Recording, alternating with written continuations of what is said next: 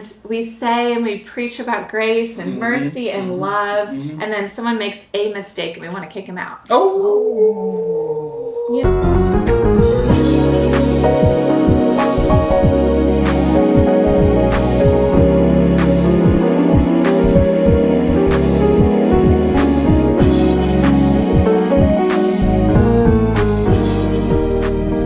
What it is, everybody. We are back here once again with another fiery episode of the Pew Babies Show. And once again, we have another luxurious guest on this panel today with us. I said the panel, the table, but we've been talking about panels so much. Right.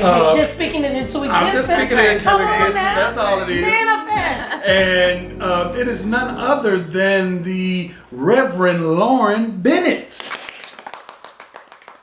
Hi, y'all. It's great to be here today. Thank you for coming out. We appreciate it. Now, we just met, but that shows how fast we work. Yeah. And if I come across and I network with someone, I'll be like, I think they have something that the Pew Babies will want to hear about. I jump on it right away. And we literally, what I think today makes a week since yeah, exactly. Yeah. Happy week anniversary. Yeah. Week anniversary. I said she got your baby. She had me beat. She had me beat. Listen, I wasn't prepared. I wasn't ready.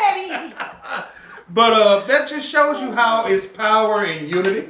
It's power in networking. I said it once on this season already. We know the Bible says one can put 1,000 to flight, two can put 10,000 to flight. So if all of us can come together and unify, the devil should have no place. That's right. Absolutely. So I introduced you. Tell the people some things about you. Sure. So I'm Lauren. I get to pastor Metropolitan Community Church of Greater St. Louis. We're a church in South City in St. Louis, and we've been around for just over 50 years, which is amazing to think about, like just how much things have changed in 50 years. And so our church's history is that we are an LGBT-centered congregation, and we've been centered in the community all the way through. So a lot of churches might be open and affirming and might have gone through a process to accept queer people into their midst, but we are centered in the queer experience and queer community. Now, you said a mouthful there. Yeah. Because, we have a very diverse audience. We have the LGBT community, or LGBTQ plus. Yes. Because they'll get on me if I don't add There's a lot more. And a whole lot more. Every alphabet of the letter of the alphabet. That's it. But we also have the traditional church. We have the seasoned church, the ones who are Bible thumpers, as some people call them. Sure. And they know we like to have everyone on the show because heaven isn't just going to be full of white people. No, that's Heaven right. is just going to be full of black people. Heaven is going to be full of just Mexicans, Latino, whatever you want. It's going to be very diversified. It's going to be Pentecostal, Catholic, Baptist, all the above. So we need to act accordingly before we get there if that's the main goal. That's right. That's good. So, in heaven on earth, we have to make those spaces. Exactly. Yeah. So this season's theme is being in season 7, divine completion. We know what 7 means, and we wanted to jazz it up a little bit and say, I'm completing me. That's good. Now, when you look at that, what she may need, I may not need. I already passed that test. What you may need, I may not need accordingly, all and vice versa. So we're making it very significant to this season because all of us need to grow, especially in this political world that we live in now, not to get all into that. And that's why we're all about bettering me, because if you concentrate on you and better you ain't got time to worry about others. Absolutely. And that's what this whole season is about. That's good. That's good. We definitely need that. I know, because I get the running and I'm trying to shut up because it's all about you. So, just based on that, what I said, what you got to say about that? Oh gosh, complete in me. I think the thing that comes to mind right now is that if we took time to be more whole in ourselves, I don't think we would have the kind of world that we're living in. I mean, I look at people in administration right now in all kinds of places, from our city government all the way to our national government, international governments, and just see so much brokenness. Like, there's no way that you could do the atrocities that are being done against so many people if you were complete in yourself. Exactly. So I think it's a perfect call for this season that we're in right now. Thank you. Let me know I'm in the book. Hey, thank you. So let's start with here. Let's start from the beginning. How did you get to where you are right now? Oh, okay. So Because that's a journey of the community. yeah, it is. Yeah.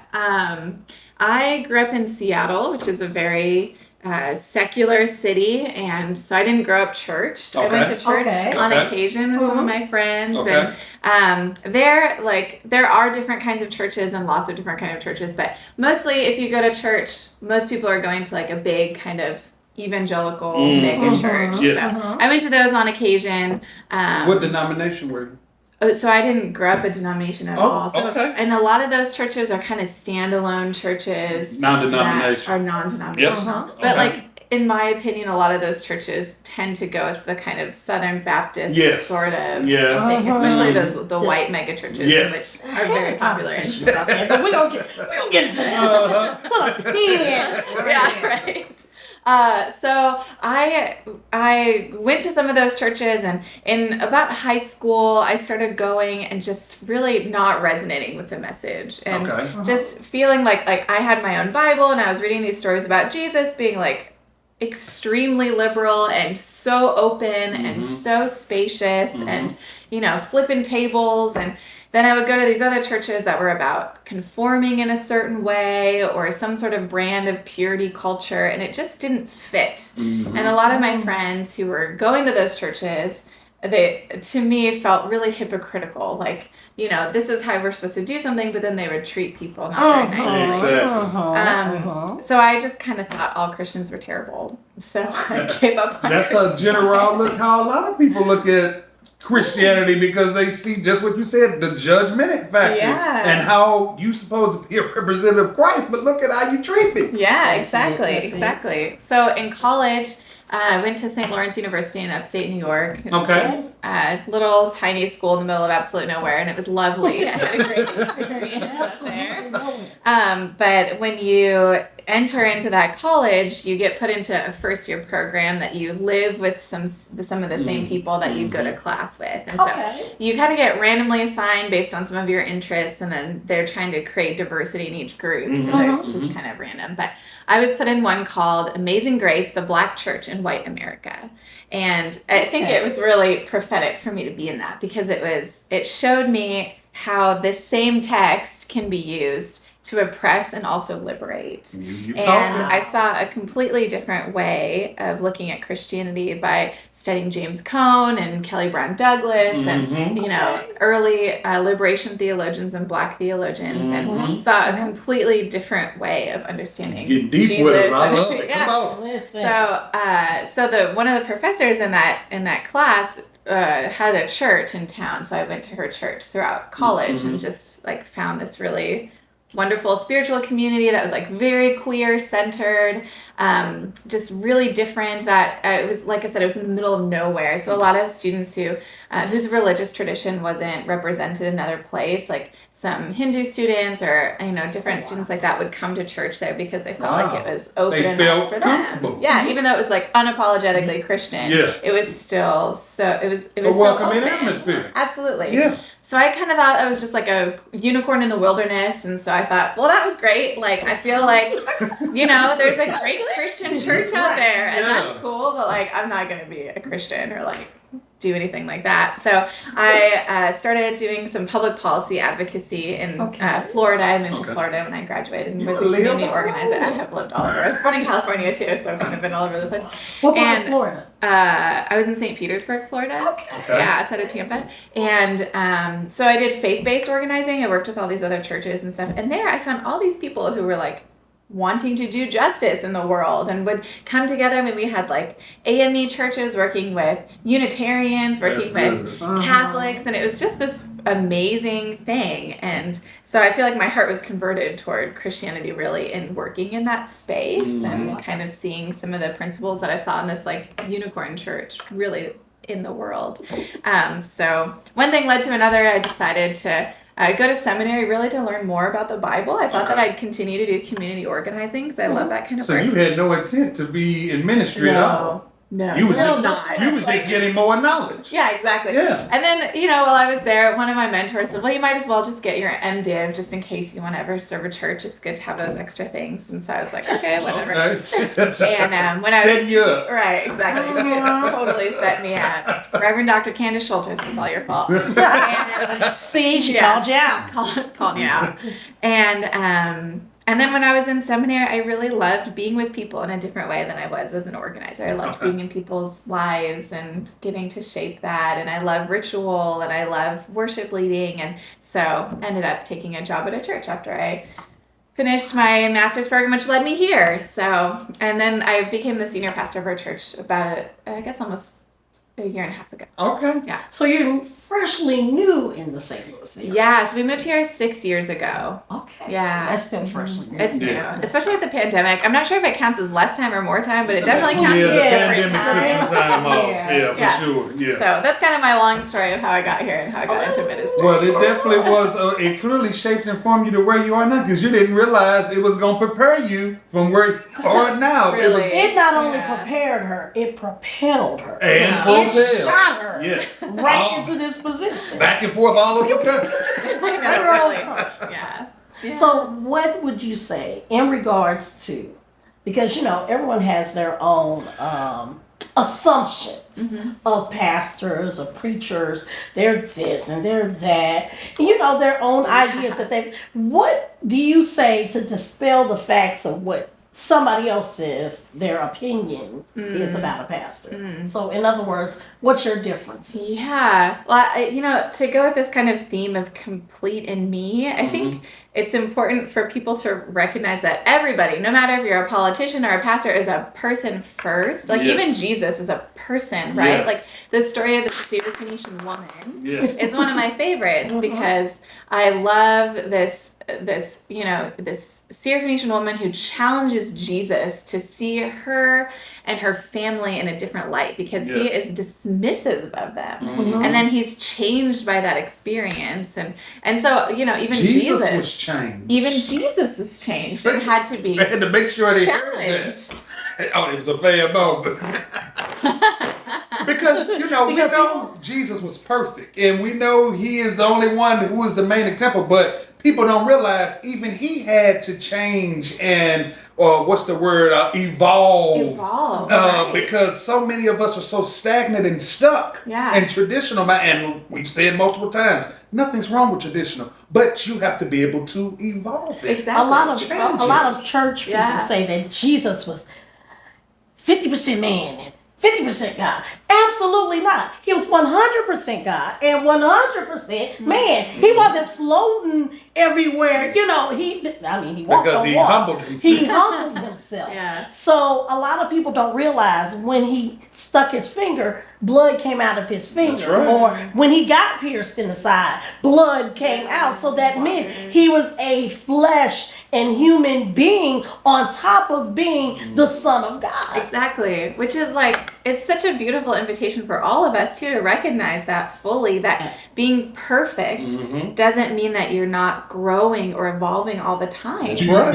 And Say that look right into the camera and say that one more time. For the ones that think they perfect. yeah, being perfect, right? Even as Jesus, doesn't mean that we don't evolve. It means that we have to evolve, that we take in all of the information around us and we allow ourselves to be changed. Because no one is the same. No. What worked good for the goose ain't always good for the gander. That's right. What rose and drew them that one point in time, guess what? That was 2000.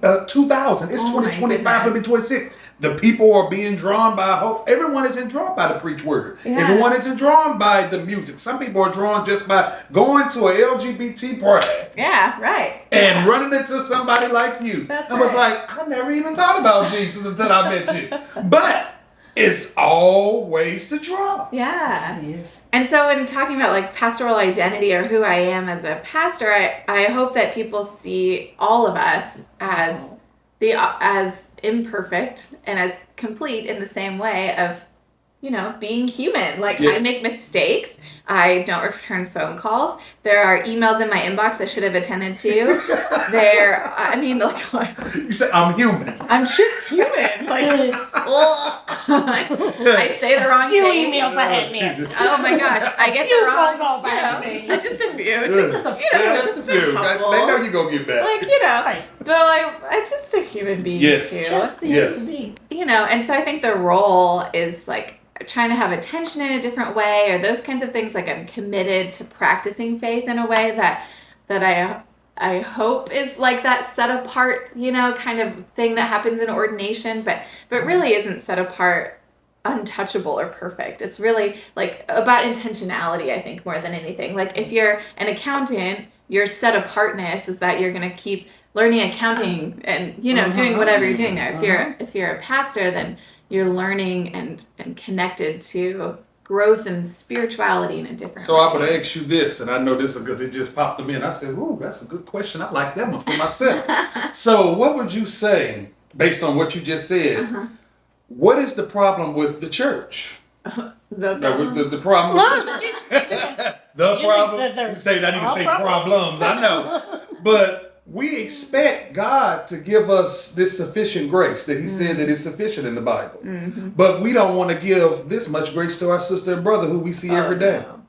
So what's the problem? We want Him to give us all this grace and mercy because clearly we know we fail daily, every day. But we can, minute by minute, second by second, Right? step by step, Listen, day by we have to day. be consistently in repentance. That's why He said pray and fast without Did ceasing. I say that? Did I act that like? Did I really To keep call the her flesh out under my name? Right, Because- exactly. So really why say that in is that it? text? So why is it that we expect that much grace, mercy, and love from Him, but we do not expect? Because some of us don't expect it from our peers. Yeah, I know. Some of us don't want it, and some of us just flat out don't give it.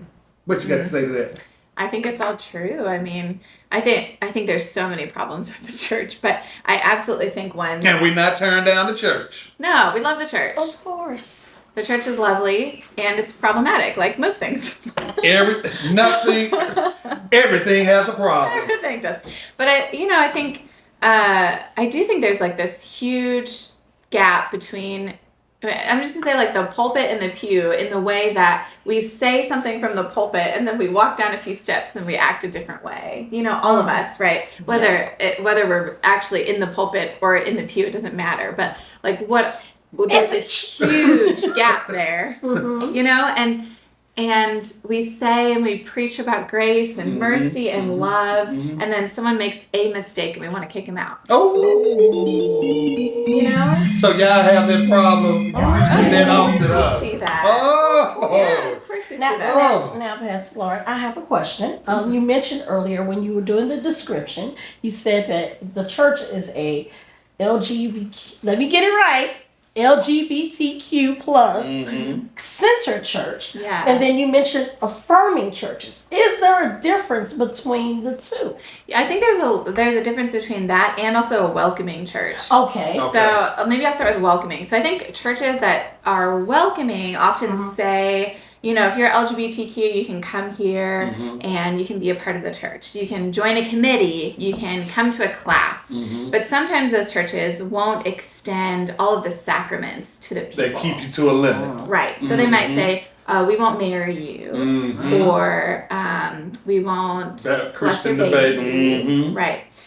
So that's a welcoming church that I feel like should not have that title of welcome. Being that they only welcome you to a degree. Yeah, they're welcoming your money and your presence, but Girl, you almost made me flip.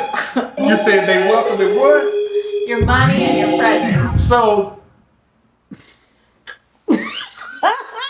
I almost said something. I had to catch myself because I really almost said There's it. grace. That's grace. It is. So they only want our money, and that's all they're concerned about, but they're not concerned about the soul. I don't know. I think they would probably say they're concerned about their soul because their interpretation of the text is that LGBT people have to repent or change, that they can't possibly be loved in the way that God made them. But sin is sin. Well, and is being LGBT sin? Because I was finna turn that corner because we know the word homosexuality wasn't even put into the Bible until the 50s. Right, until 1946. Well, a couple of years. It's all good. And I've been to say, but you don't hear a lot of churches talk about this. No, you don't. You don't. You gotta put a pin in there because we gotta go back. She's describing the different churches. Okay. Because she was in welcoming church. Okay, yeah. All right, okay. Affirm. We'll come back to We homosexuality. We're getting back there. We getting a lot of good stuff. Right. We'll do an episode 2 later. So, You already Then- spoke. Yeah, I was gonna say you messed up with the plan. You got to play. there it is. So then affirming churches are churches that have often done the work. So they've said, LGBT people are made in the image of God. Okay. And we affirm that. So we will bless your baby. We will marry you. You can enjoy all of the fruits of membership. Be in ministry. Totally. Okay. All of that. So like a great example of that is the United Methodist Church. They just went through, really a decades-long discernment process to change their book of discipline, which is like their rule book about, who can do what and that kind of thing, to affirm LGBT people all the way to ordination. Yes. So not just in the pews, but in the pulpit too. Okay. And so that's a huge thing, right? And so that's that. And then a queer-centered church, which I think there are a few of, is a church that is centered in the LGBT community. Like the AME church is centered in the Black community. And a queer-centered church is centered in the queer experience. So it never had to go through the discernment process to say, like, are we really affirming of LGBT people? Do we welcome them? No, like this is a church that's created by LGBT people for LGBT people that is trying to do important work for that community. So it doesn't mean that it's exclusive. Yes. So just like the other churches might have like their own thing that they're kind of known for, a queer church or queer-centered church is centered in that community, but not an exclusive kind of Thank you. Say that again to the camera too, please. That it's not just exclusive. Yeah, it's not exclusively LGBT. It's inclusive of all people. It's just centered in the LGBT experience. To make sure that they feel acceptance and you have somewhere to worship, go, and don't have to feel and know everything in here it applies to you just like everybody else. Exactly. And I think, this is a thing that I've wondered about for a long time is like the importance of having affinity-based spaces. We do a lot of anti-racism work in our denomination and our lives and that kind of thing. And sometimes there's just like, you need to be around other white people to talk about racism because frankly it's not y'all's job to teach me. Like that's not labor that should be yours unless you're getting paid for it and you've decided that's what you want to do. Like that's a totally different thing, right? Say if that's your job, I'm sorry, that's your job. You chose that, that's cool. That's like right. I'm paying you for that labor. Right, But sometimes we need white affinity spaces to like call each other out on our stuff, right? You said a lot right there. Like that's important. And just and not just white, Black need to do it as well because Rachel is in the Black community. Absolutely. And really, like I think a lot of people, marginalized groups all over the place, need affinity spaces to just be. Yes. And so the Black church is that, right? Like a place where Black people can be. To a degree. To a degree. Which is where we have. Oh, you had it ready that time, I was ready that time. Which is why we're here. In a big cathedral. And that's one of the main things that we see that's hindering the Black church. And like I said, when it comes to the Caucasian white church, Black, if you gay, a part of the community, any facet at all, you're going to hell. You need to change. You're going to hell. You can be the president of the United States, but the only thing they're going to point out and know about you is that you're gay. Yeah. When it comes to the white church, that I literally told her, I told you why I want to do the panel, not to get into it, but you know what I'm talking about. I can drive down in Webster, where I went to school, and I can pass up 5 Catholic, Methodist, Episcopal, all type of church. All of them have up flags that are, we are LGBT friendly, we are this, we are that. Come in, we all love God, you accept and talk about. I can drive to a Black hood and I see nothing. I see it is Pride Month, you're going to hell. And it's like, what in the world is really the difference? What is it that's being taught on this side that's not being taught on this side? If we're all people and we're all trying to get to the same point, that's the main premise. What is it that we're seeing different on this side that we're not seeing on this side? It's something being missed somewhere. Yeah, absolutely. I think that's true. Why you look at me like that? It's a valid point. Because but she just introduced to us 3 different things. A welcoming church, it could have the signs and the flags out there and say, you're welcome, but when you come in, are you necessarily... We don't see that primarily at all with the Black church. But then, then there's a whole nother category, which is unwelcome, right? Well, I think I just described that one. I think we did. And that's a but they want our thing, money. of course. Because I can go to some of the churches that I used to be a minister. They'll take my money, but they'll look at me crazy when I walk in the door. And if you're a singer, they'll have you lead the choir. We'll let you sing it down, won't they? Absolutely. Sing the house. You better. Okay, that's my signal. Not the signal that you got yourself in trouble. No, not the signal I got Just myself the in trouble. signal Production signal. We have to take a break. So why don't you go get you something to drink, go to the restroom. Because the conversation was getting This good. is getting hot and heated. Clutching the pearls. But we will be right back after this quick break. We got to see that we got some new sponsors helping us out here with Pew Babies Show. It's Take 5. We want to shout out Take 5. Y'all know y'all need some more changes. If you don't get that oil change, fill my cup, Lord. That it may run over, Lord. Not run over. Well, we want the oil of the Lord to run over, but not the oil in the car. No. Y'all better go to Take 5 oil to help you with them situations.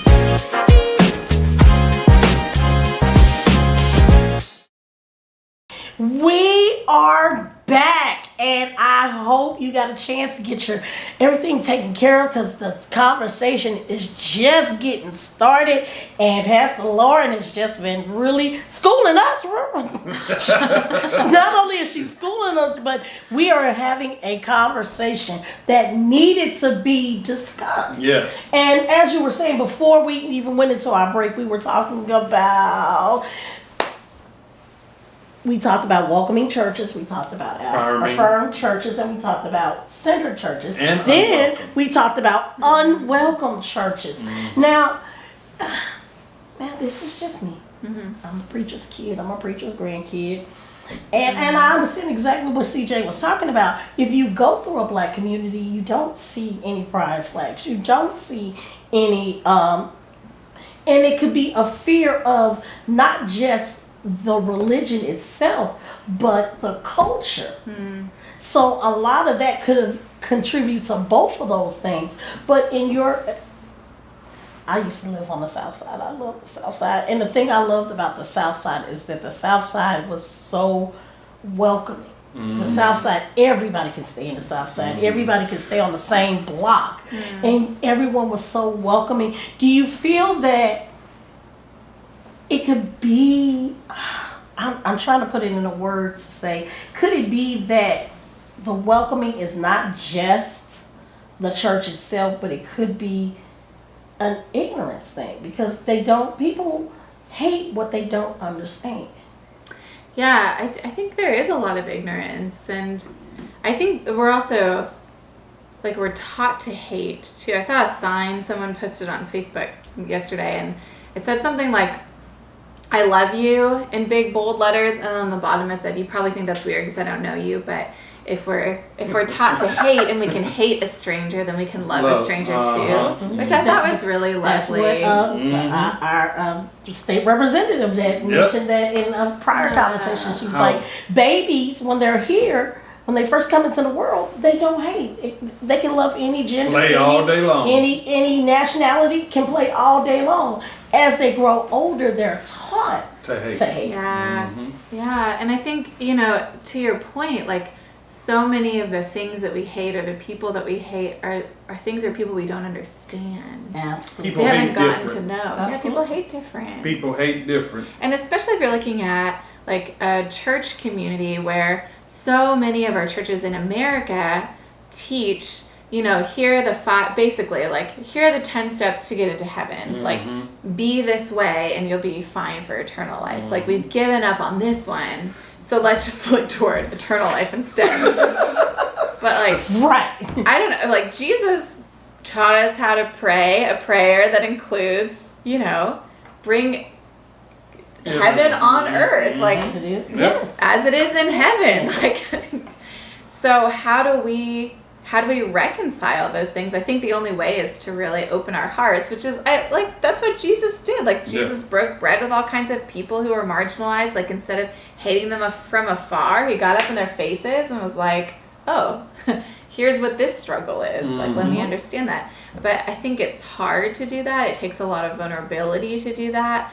It takes admitting that we might be wrong about something to do that. And people It don't takes like to looking at admit fault. ourselves. People do not like to make They don't like to admit they're wrong, and especially a lot of the black leaders in the church, you know, they're bishops, they're elders, they're apostles and all that. Now, once I've reached this level, I'm on a condescending pedestal now. You can't tell me nothing. I know it all. That's why I'm in the position I'm in. But we talked about this in the beginning. No matter what level you're at, you're never going to learn everything. You're never going to know You're everything. still going to be Yeah. human. And you're still gonna gonna be flesh. human. You're Yeah. still going to fall. You're still going to have doubts. You're still going to have questions. You're still going to dislike some things. You're still going to be questioned and questionable about some things. But you said something that was extremely powerful in regards to someone's heart being closed. Is there a way, if you could talk to the audience right now, somebody right there that has a closed heart, is there something that you could say to them that could possibly open their heart? I think if you have a closed heart to LGBT people or really to anyone, I mean, it's so easy to have a closed heart. I wonder what you're fearful of. I wonder if there's something in you that is broken. I wonder if there's something in you that is fearful. I wonder if someone told you that you aren't enough or you're not worthy. I wonder if you've told those things to yourself based on what you imagine other people think of you. And I encourage you to look at you and look at you in the way that God looks at you, which is as a child of God's own heart. Yes. As someone who is beautiful and complete even in your imperfection.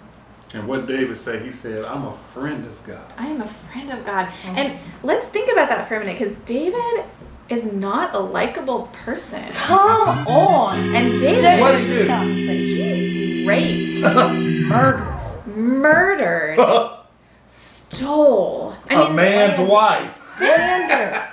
This is not a This is the good King person. David we're talking about. This is King David. Yeah. A man after God's God's own own heart. heart. And then we love to preach and teach about it. We We love to read love that. songs. We love that. But we don't like to talk about the test, the journey he had to get to the place to where I'm going to shut up. Or his Yeah. faults. His Or his faults faults. all the way up until the last day that he breathed air. He was still imperfect. Imperfect and way imperfect. Way Way. basic little things like I told a white saint. lie every now and then. No, like Oh no, that. I did adultery. He did some of the big ones. I killed a man's for his wife. He did some of the 10 Commandments in Yeah. the He worst wrote way. Like, this was not self-defense. But we lift him up to be one of the greatest. One of the greatest. But she said something that was just so deep. Maybe there's something that you're lacking. Maybe you've been told that you're not good enough. And sometimes when a person is not told that they're good enough, they try to find something to beat down on to make themselves feel better. Hurt people hurt people. Absolutely. Hurt people greater Mm-hmm. because they hurt each other more than they don't want to feel pain. So because they don't want to feel pain, I'm going to inflict as much pain as I can on you to supersede the pain that I have. I think also as well, it's also personal conflicts that they have with themselves, what you said. You have a lot of people in life in general, in and outside of church, who are still DL. Or, you know, all the different names we could throw out there because they're too busy worried about what someone's going to think about them, what they're going to say about them. Right. And anyone who knows me, I tell you faithfully, if you are not paying my bills, if you are not laying in the bed with me at night, why should you care? Why should you? Am I paying your bills? Right. Am I laying in the bed with you? Right. Do you even care? You don't even bother to like. So I know you ain't cared about me that much. Yeah. But just because you know a small tidbit of me, that makes you ignore this whole fascinating side of me and everything I have to offer. Right. Something got to change. Yeah, something has to change. And there must be something in us that just does that, right? Otherwise, there wouldn't be this story of, you know, why are you looking at the speck in your neighbor's eye when you got a log in your own? A log coming out your eye. Like, it's a log coming out your eye. A log. A log. You gotta open it. What? You gotta work on that. Come on, all together. She was teaching me. She was teaching. Let me see if I get it. 1, 2, 3. See, It's the wrong side. I was say that's the wrong side. Uh-huh. See, it ain't meant to be. I could never get it. Let's see. There we go. There we go. I did. There we go. There we go. I was holding wrong. And see, I overcame my imperfection. You sure did. I'm proud of you. It's that simple. That was that quick. But if we could use that in the church. What if we could do that in the church? Yeah. Use an example, didn't even know we was. See? Illustration. Let's talk illustration. Now, I want to talk a little about your church because you said something prior to the show starting about, when you guys want to relax and chill out, line dance. Oh, so this is just our little staff, So when we have a stressful moment or something, or we've just been sitting too long on something, then oftentimes we just drop everything and dance it out a little bit. So we have a good time. So we do some boots on the ground, we do some electric slide, whatever we're feeling. Just kind of depends. So y'all come down sometime for a dance. Yes, we're going to have to enjoy it. And I have to bring my fan with a little bit more practice. That's right. A little bit more. It's okay. We can teach you. See. Yeah, I was showing him I had my other fan and I was doing the two fans. Yeah, she was being very extra. I'm very extra. It's so extra. I was like, you don't have to do all of I am that. very extra. I thought you learned that about me. How many years we've been friends? Oh, I know. And to slide in some Pew News, because we try to talk about Pew News things that's going on locally all the way around, just to pinpoint and show people that we are in the local time right now filming with everything that's going on with Pumpkin Cheeto Man. Yes. Because I ain't Pumpkin Cheeto Man. That's what I give him. That's all he deserves because he don't have no respect for me. No. So, and what he's trying to do, well, not just him, but he's the leader, him and his caucus. Yeah. How they're now, I'd say he's doing everything except do what he said he was going to get in there and do is lower things. We see he's coming against everything. And one of the things that he's now has on his block is coming against what was already passed years ago. And that was same-sex marriages and all the above. Yeah. And that is a very real topic. That is not, and I think it's on par, being that we're talking about this conversation right now. What is your mindset on that, and how are you relating and talking to the people in the community about that? Because that is a main and big fear on couples who are already married. You have some that are looking to get married. You go even deeper when people have relations. You're on insurance and all that above. So that means you're at risk of people.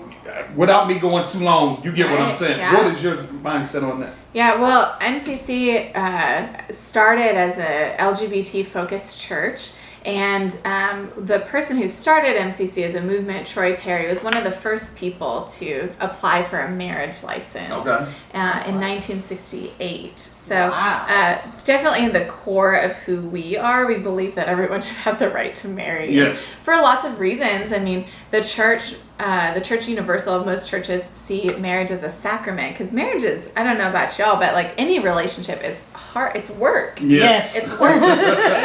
and you learn about yourself. You learn about God. You learn about life, everything in any kind of commitment like that, whether it's a deep friendship or bringing a child into the world or getting married. And so we should all have a hand at trying that out. And marriage allows for so many federal protections. Yes. And so there's so many stories, tragic stories, before marriage equality was passed in any state, and especially nationally, of people being barred from seeing their spouse of decades when they're in the hospital, when an accident happens, when there's something like that happens. And so I think it's essential that we rise up to fight for marriage equality. And the places that people who are against marriage equality are using scripture, and I would say misusing and even abusing scripture to bend it to their own will of wanting a heteronormative patriarchal society. And I mean, biblically, it's not even sound. Like, there's so little that really talks about marriage being between two people even. But there's so little about marriage being between a man and a woman, and most of it is from Paul. And Paul is just a guy who wrote some letters who got in the Bible. Like, Paul is not even trying to speak on behalf of God, but people put the letters in the Bible to speak for God, which isn't right. It's not right. And so we're learning all this stuff about morality and ethics and marriage from a guy who was once Saul. I Christians. remember he was Saul before it Who was Paul. once murdered. Murdered. That word murder Christians. again, huh? Murdered. And we are taking all of our notes about marriage from this guy who was trying to figure out how to be an early Christian in a time when he Just thought getting Jesus into the was walk coming himself. tomorrow. Right, exactly. And I mean, if we look at the Bible, most marriages or most relationships are polyamorous, or at least they're polygamous. I'm not- So you would open another one. That's going to be part 2. So just be, because I saw a quick cut of the eyes in the room, I'm going to ask a question. Go ahead. So, when dealing with those avenues, because we got to talk and deal with that too, what is your mindset and stance on that? Because we live in a very real world where, I don't want to say the words wrong because Jesus, there's so many of them that keep coming out, but the very ones you just used, just like Polyamorous. yes, I don't want to say all the terms because we know the church will get upset, but we also have straight couples. Now, wait to see what you're going to say about this. And a lot of them in church who they are not sleeping with same sex, but they're swinging. They sleep with multiple couples and all that. And it's a very big thing. What do you think about that? Well, I think that Because clearly, you know, they have a stigma and all that. totally, Okay. absolutely. And I feel I need to bring it up because we're going to include all y'all that's watching today. I think that sexual ethics are deeply personal.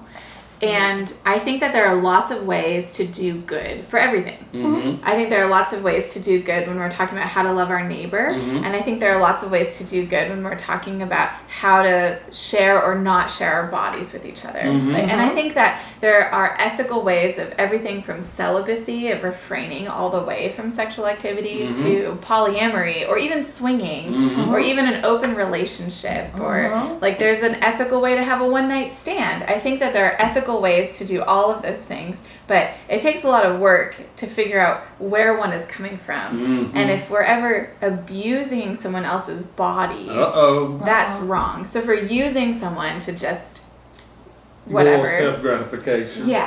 then that's one thing. If we're all consensually playing or all consensually, you know, having this experience together, even for one night, that's okay, I think. But it depends so much on where the person is on their own kind of thing. word, boundaries. Boundaries, sure. Yes. If we don't have boundaries, you're gonna fall for anything. You have to, and it's not just the point of having the boundaries. It's the point of respecting another person's boundaries. If you don't respect my boundaries, and you feel that you're the only one that should get gratification out of this situation, that's where the problem That's is. a problem. Well, we That's see a that a problem. lot in relationships and stuff. I know some people I'm helping talking to now. You're talking. Because, I don't want to get into it because we're already over our time. But Listen. it is so, see you and open up a can and so many things I want to say and bring up now. Jesus. There's a lot. We're going to have to set it for a part 2 because I'm telling you, it's getting very juicy because the church constantly throws at the wall what they don't know how to deal with. And these things like the swinging, the community, all the above, these are new facets that they know nothing about because it was going on back then. It was just more discreet and under wraps. Yeah. Just like if we go to Egypt, we see all along the wall, men.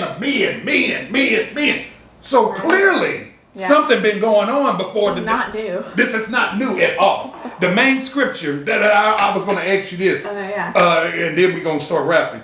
What is one of the main scriptures you hear people try to use when it comes to homosexuality? Oh, there's so many, but I think the story of Sodom and Gomorrah is probably the number one. And it didn't have nothing to do with them. Yeah, and it doesn't have anything to do with them. And even the law is called sodomy. There's sodomy laws, right? But the story is about what? Hospitality. Yes. It's about, the story is really about communal rape.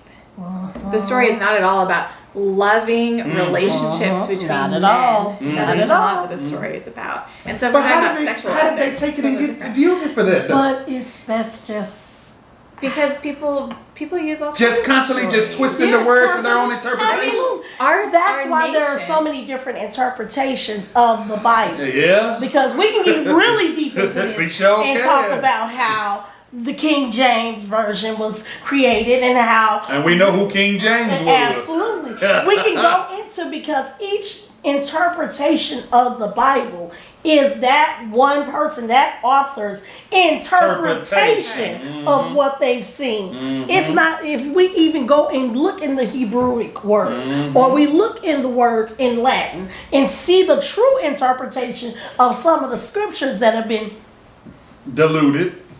Yeah, it would blow a lot of people's minds away. absolutely. And if we're looking at like even original text, even if we're looking at something in Hebrew, it's still being written by a human being. A human being. And with all kinds of their own, like if I wrote something down, Ideologies and absolutely. right, all kinds of stuff. There's You know it's what? so much more complicated. So would it be safe to say, overall, because this is how I put it in my mindset, because people ask me, well, how do you feel, Chris, when it comes to the community, homosexuality? Do you feel you're wrong? Do you feel you're right? I said, I am in a neutral zone. I'm still letting God lead and deal with me on that. I said, because I am big on what He has for you and what whatever it is your purpose is to be on her life, it's not mine.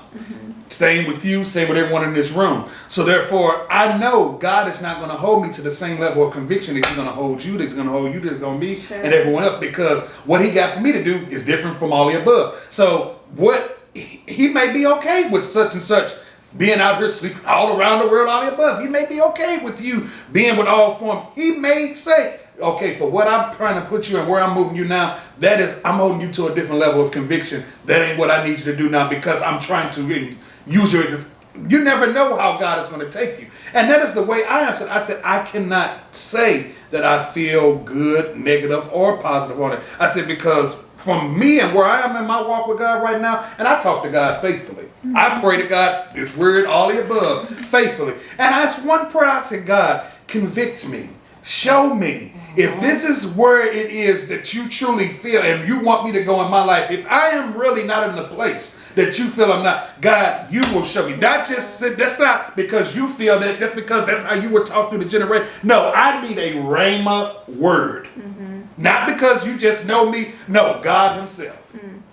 And I'm going to stop right there. You know, see. But no judgment. I don't judge. And I can honestly say, and I know people are going to be surprised to hear me say this, I have progressed a lot myself, because coming up in church at Pew Baby, my mind was mechanicalized too.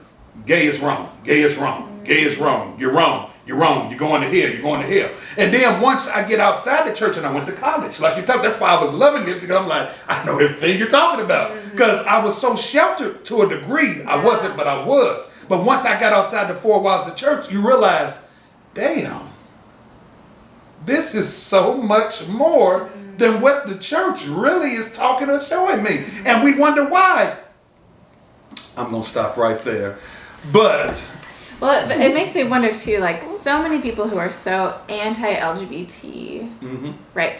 You watch their whole lives, and almost to a person, the people who are the most vehemently opposed to same-sex relationships end up having one that they're trying to cover up. And so what is it about fear or hate of ourselves, right? Like but I don't think God cares so much about what's happening in our bedrooms if it's in love. yes, because the red room is undefiled. That's what the word says. Yeah. Well, and if we're really talking about, if we're supposed to love God and love our neighbor as ourselves, like what are the things that are keeping us from that? You know, like Stop it right there. Yeah. Stop it right there, because He's sickling us. Give the people He your stood information to check, because we over our time. Yeah. Give them all this, because we're going to have to have you back for a part 2. Definitely. Well, I would love to have more of these conversations. This is what we do a lot at MCC. We talk a lot about the scriptures that are used against LGBT people. We've done a lot of scholarship around that, and we talk about our own experience, because scripture is here to give us a tool and a guide to know God and love God, but it's not the only tool. We also have our experiences, we have our traditions, we have so many other things too. And so you can find us at MCC GSL .org. You can look for us there. We have contact information for our pastors. You can watch some of our services there, and you can request to get lunch or have a cup of coffee, and I'd love to keep the conversation going. Oh, well, we appreciate you. I love you. I'm giving you your flowers. Yes. And I know the people are going to appreciate this too, Yours. because I'm telling you helped us today. So if you enjoyed this episode, you need to tell a friend, a family member, hey, y'all need to check this episode out. The Pew Right. Babies. Like, follow, subscribe. And share. As always, and until next then, the Pew Baby Show. Peace. Peace.